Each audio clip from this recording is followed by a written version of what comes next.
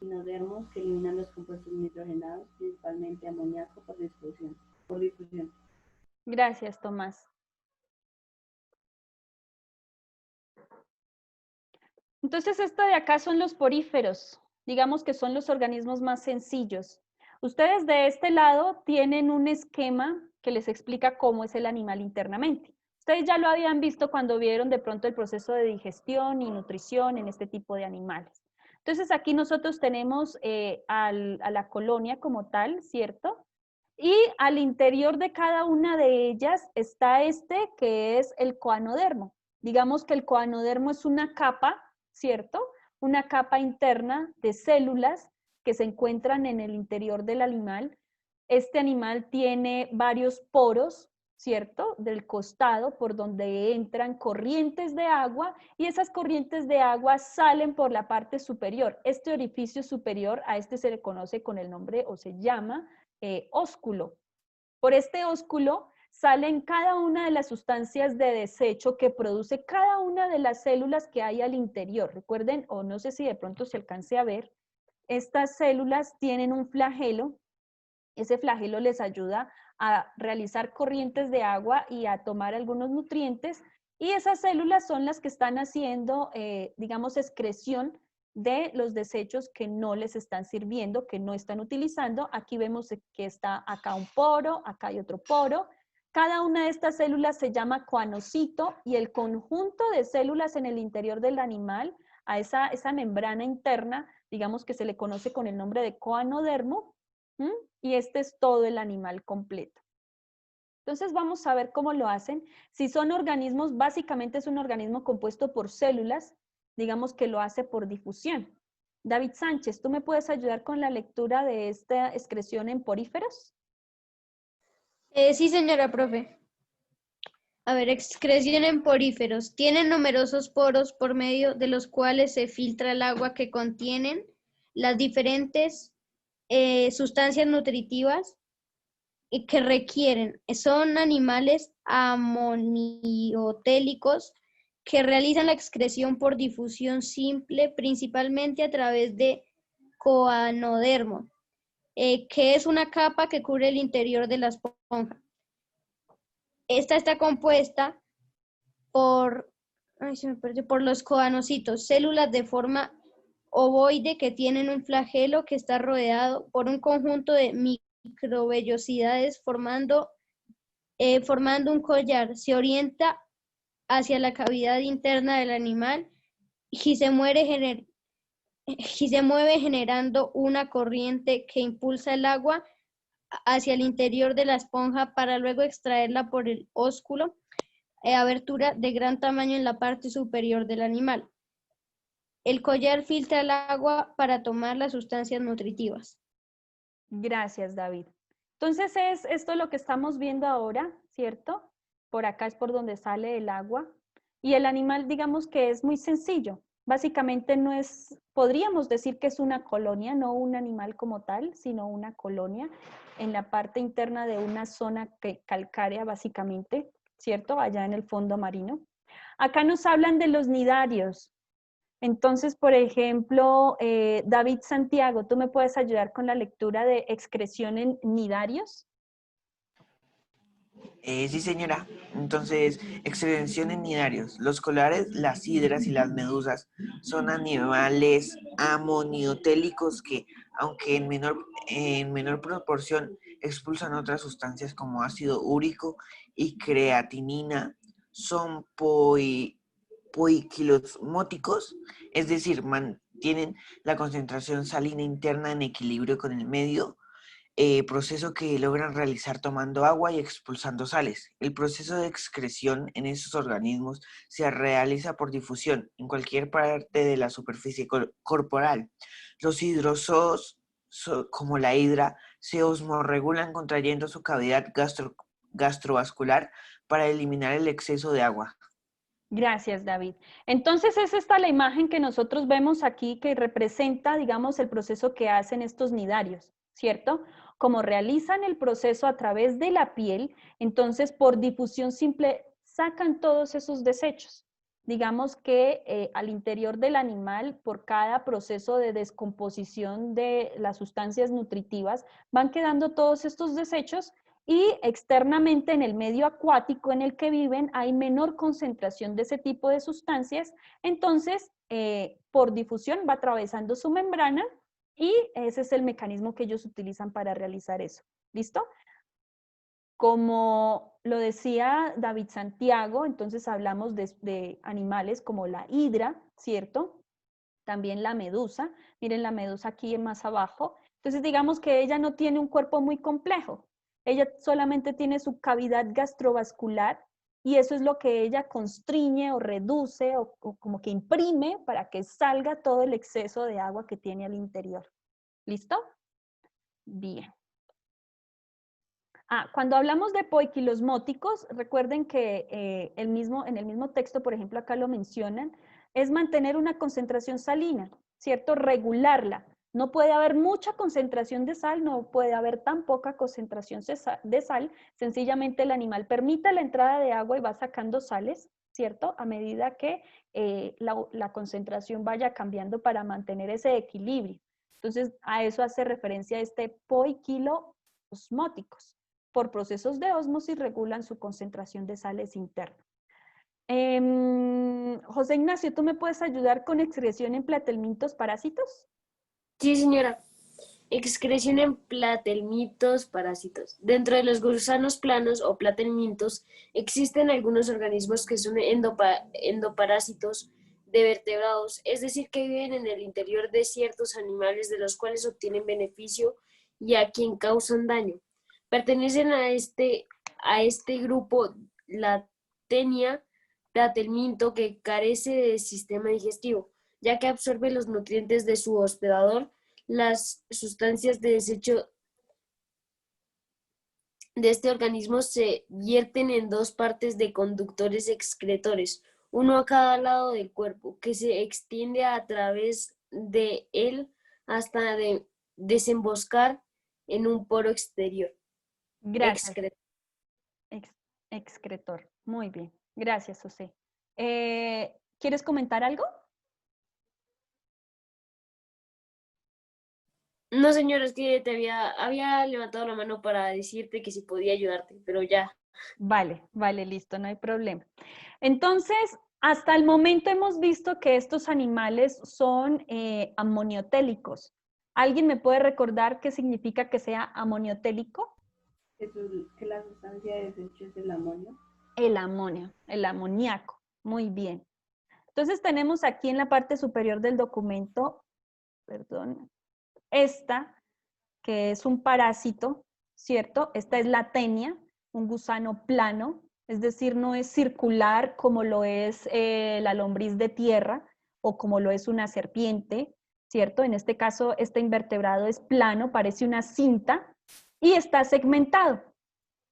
Esta, que es la parte anterior donde se encuentra, digamos, la cabeza del animal, tiene una ventosa que le sirve para agarrarse de su hospedero. Es decir, si nosotros tuviéramos un parásito, nosotros seríamos el hospedero, este animal es el parásito, ¿cierto? Estaría agarrado de nuestro intestino por estas ventosas que tiene en su interior y digamos que nosotros hacemos todo el proceso por él. Porque cuando nosotros nos estamos alimentando, los nutrientes que nosotros tenemos internamente en nuestro intestino, los está tomando la tenia. Y cuando este animal necesita excretar alguna sustancia, lo va a excretar en nosotros. Y nosotros somos los encargados de depositarlo, ¿cierto?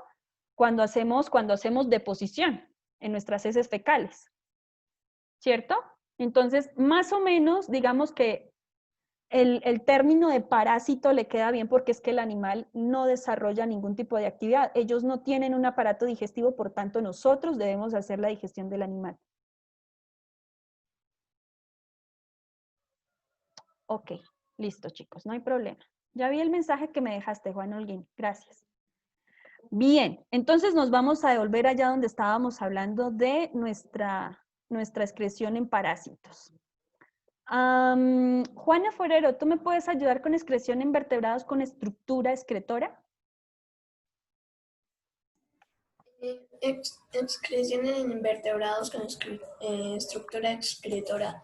Los animales invertebrados poseen diversas estructuras excretoras, entre las que se pueden mencionar los protonefridios, las glándulas verdes o antenales, las glándulas coxales y los tubos de Malpighi.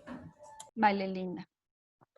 Entonces, inicialmente tenemos estos protonefridios. De aquí en adelante todo nos va a sonar como a un trabalenguas muy extraño, pero tratemos de hacer el esfuerzo por conocer cómo es cada animal.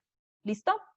Bien, entonces, son estructuras excretoras propias de los animales que no tienen celoma. Cuando nosotros hablemos de un celoma, pensemos, por ejemplo, en un balón, ¿cierto? Un balón tiene su membrana externa, ¿cierto? Que es la que nosotros vemos directamente, pero internamente es hueco, ¿cierto? No tiene nada en su interior, está vacío, solamente tiene un espacio que está contenido o lleno de aire, ¿cierto? En nuestro caso, nosotros tenemos celoma y en nuestro interior no está vacío. Nosotros tenemos intestinos, tenemos estómago, riñón, hígado, pulmones, ¿cierto? Está todo lleno en su interior.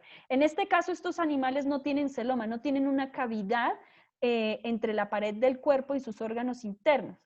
Entonces, digamos que el organismo es bastante plano. Entonces, hace parte de este grupo los platelmintos como la planaria, la cual es un organismo principalmente amoniotélico. Nuevamente vemos que también en este caso excretan amoníaco. Los protonefridios están conformados por una red de tubos muy ramificados denominados túbulos protonefridiales que se encuentran conectados entre sí. Entonces vamos a ver cómo es esto de acá. Esta de aquí es la planaria, es un gusano plano, es de la misma familia de la tenia. La tenia es un parásito interno. En este caso, esta no tiene una ventosa de la cual agarrarse de su hospedero, ¿cierto? Esta es la imagen real del organismo. La planaria es un organismo que puede medir 2 centímetros o 3, es bastante pequeño, es este de acá. Si nosotros le vemos la cabeza al animal, digamos que casi que parece una flecha, ¿cierto? Y estos dos punticos negros que se ven acá serían los ojos, ¿cierto? Estos dos de acá, esta sería la cabeza, que se ve como una flechita, y todo esto que nosotros vemos en morado y verde, digamos que es el sistema excretor. ¿Listo? Dice que uno de los tubos de este protonefridio es ciego y la otra parte del tubo se abre al exterior mediante un orificio que se llama nefridioporo. Y, por ejemplo, en este caso, como ellos no cuentan con un riñón o un sistema que les ayude, por ejemplo, a filtrar esas sustancias de desecho, está compensado por la presencia de unas células. Esas células se llaman células flamígeras, ¿listo? Que se encuentran en el extremo ciego. Entonces, digamos que este de aquí viene siendo una de estas partes pequeñitas del sistema excretor. Todo esto viene siendo el protonefridio, ¿cierto? El protonefridio sencillamente son tubos que se ramifican. Aquí hay un tubo, aquí se ramificó 2 veces. Estas ramificaciones no tienen un orificio, pero de este lado está así. Este orificio se llama el nefridioporo. Y en este caso, donde se presenta, digamos, el ciego de ese protonefridio, hay unas células, esto rojito que nosotros vemos acá, digamos que son los cilios de las células que están en su interior, que son células que realizan, digamos, el movimiento de esas sustancias que se van a excretar. Entonces, también cumplen como la función de volver a filtrar, de volver a tener contacto con el líquido que se va a desechar, la sustancia de desecho, y van a aprovechar lo que de pronto está por ahí y que necesita el animal. Entonces, digamos que se filtra varias veces para evitar que se pierdan nutrientes importantes. Algunos platelmintos tienen estos que se llaman solenocitos. Estos solenocitos son células también que cumplen la misma función en algunas especies de platelmintos, pero que son más grandes. Estas células son más grandes y también se encuentran en el interior del protonefridio. ¿Listo? Entonces se encargan, por ejemplo, de recoger sustancias nitrogenadas y expulsarlas por acción de los flagelos. Entonces las van moviendo, las van filtrando y van reabsorbiendo las sustancias que el animal necesita. En el caso de la excreción mediante metanefridios, estos metanefridios son estructuras parecidas a los protonefridios, pero en este caso no son ramificaciones de tubos. Esto que vemos aquí en azul, todo esto es un metanefridio, ¿listo? Pero este metanefridio no se ramifica, sencillamente tiene una especie de embudo, que es el encargado de, digamos, de mover ese contenido, de filtrar ese contenido, porque ese embudo en su interior tiene unos cilios. Entonces, esos cilios van moviendo el contenido al interior, va pasando a través de todo el metanefridio, de todo el tubo, y van a salir aquí por el nefridoporo. ¿Listo? En este caso, este es muy específico de anélidos. Los anélidos, como este gusano segmentado, que es una lombriz de tierra. Y recuerden ustedes que lo particular de la lombriz de tierra es que tiene segmentado su cuerpo. Cada segmento de esta lombriz tiene un metanefridio. ¿Listo? Entonces, el metanefridio lo que hace es pasar las sustancias de desecho de un segmento al siguiente y así sucesivamente por todo el cuerpo hasta que llega a una parte del cuerpo del animal que se llama el clitelo. Ese clitelo es, digamos, la parte más ancha, más gruesita o más amplia que tiene mayor radio del animal. Entonces, si nosotros vemos, este podría ser el clitelo. En ese clitelo se encuentra el nefridoporo por el cual va a salir la sustancia de desecho de todo el animal. ¿Listo? Entonces, vamos a ver qué es lo que dice acá al interior.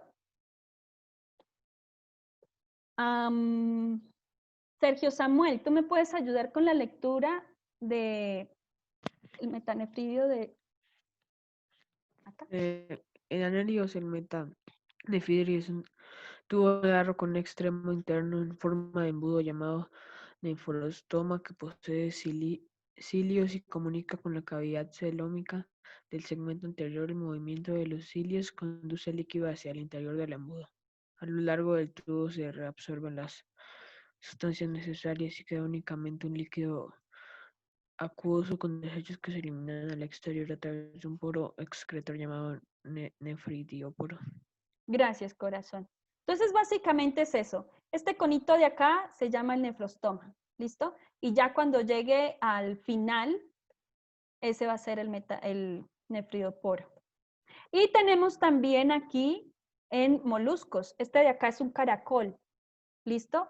Entonces, en este caso, por ejemplo, nosotros vemos en este animal que el proceso, digamos, de excreción es casi que igual, ¿cierto? Pero en estos, él tiene 2 metanefridios tubulares, ¿listo? No tiene uno, en este caso hay un metanefridio por cada segmento, en este el animal solamente a lo largo de su cuerpo tiene 2 metanefridios tubulares, ¿listo? Por ejemplo, Laura Sofía, ¿tú me puedes ayudar con la lectura de los moluscos acá? Claro, los moluscos acuáticos son organismos principalmente amoniotélicos y los terrestres uriotélicos. En moluscos, los órganos excretores, que se conocen comúnmente como riñones, son un par de metanefridios tubulares llamados órganos de Bojanus. Uno de los externos de estos nefridios están en contacto con la cavidad interna por medio del nefrostoma y el otro extremo desemboca en el poro excretor o nefridioporo, por el cual se expulsan las sustancias de desecho. Listo, entonces ese metanefridio sencillamente es la parte más amplia de excreción. ¿Listo? Entonces vemos nosotros aquí que está el órgano de Bojanus. Nosotros asumimos que en su interior, como dice que está conformado por 2 metanefridios, entonces uno de estos debe ser un metanefridio y el otro metanefridio. ¿Listo? Y vemos que lo está asociando aquí con el órgano circulatorio del animal. Aquí nos muestra que está muy cerca al ventrículo y a la aurícula de lo que es el corazón del animal. ¿Listo? Entonces es bastante similar, pero no por segmentos como en el gusano, en la lombriz de tierra, sino que es algo un poquito más sencillo. Aquí solamente hay 2 metanefridios. Se conocen como riñón, pero pues digamos que no es tan exacto o tan similar al riñón que nosotros como seres, como animales tenemos. Juan Holguín, ¿tú me puedes ayudar con excreción mediante glándulas antenales y maxilares?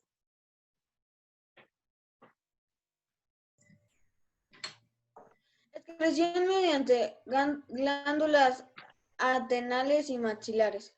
Son los órganos excretores de los crustáceos. Se llaman antenales o maxilares según terminen en la base de las antenas o en las maxilas. En crustáceos decápodos como Homarus gammarus, conocido con el nombre de bogavante, son antenas y se llaman glándulas verdes. Estas glándulas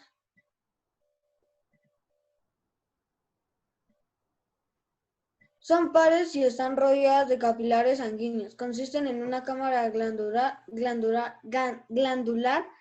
que recoge el filtrado, un tubo excretor en el que realiza la absorción de algunas sustancias, una vejiga muscular y un poro excretor que conecta al exterior.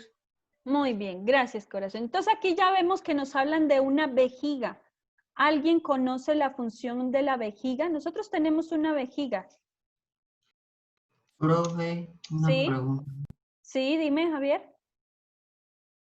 ¿Qué pasa si se acaba la reunión? ¿Volvemos a entrar? Son 40 minutos de la 50 minutos de la clase. Nos esperaríamos por los 10 que nos faltan. ¿Alguien recuerda cuál es la función de la vejiga?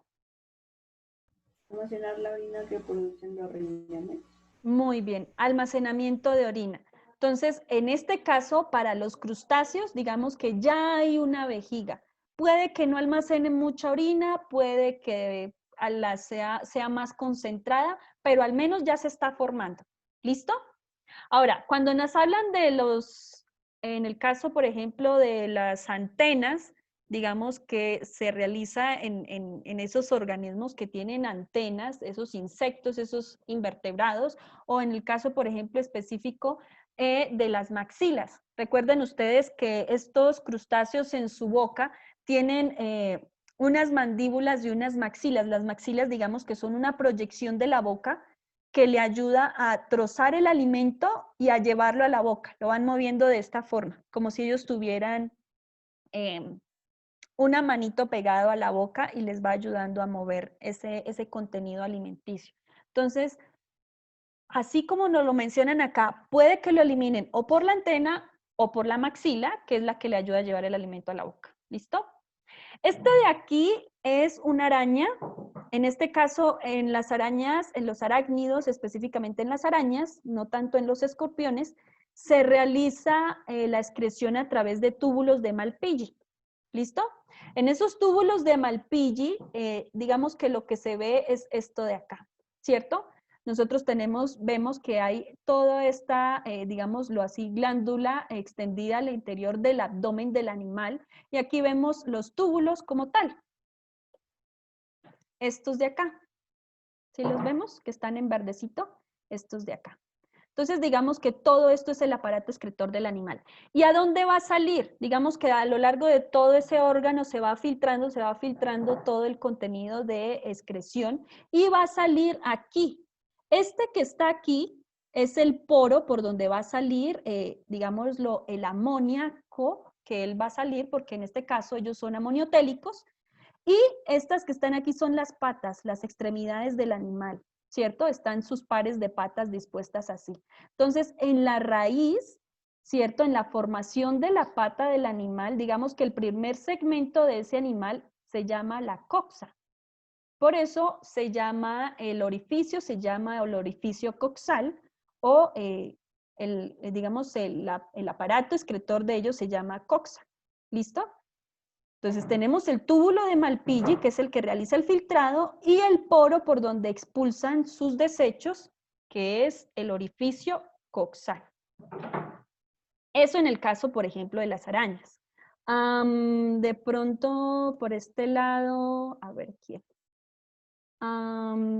Sebastián López, ¿tú nos puedes ayudar con la lectura de excreción mediante glándulas coxales? Sí, señora.